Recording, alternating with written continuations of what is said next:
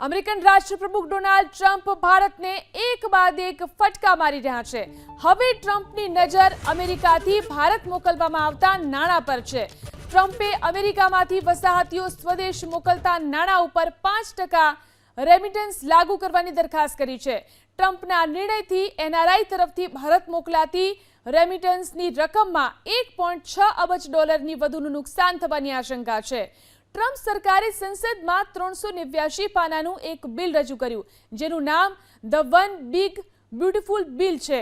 આ બિલ 26મી મે 2025 સુધી સંસદમાં પસાર થવાની સંભાવના છે।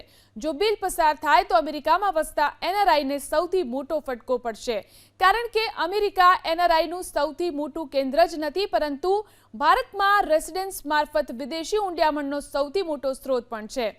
ટ્રમ્પના સૂચિત બિલમાં કોઈ સ્લેબ કે છૂટની જોગવાઈ નથી, એટલે કે અમેરિકાથી સ્વદેશ મોકલવામાં આવતી નાનામાં નાની રકમ ઉપર 5% ટેક્સ લાગશે।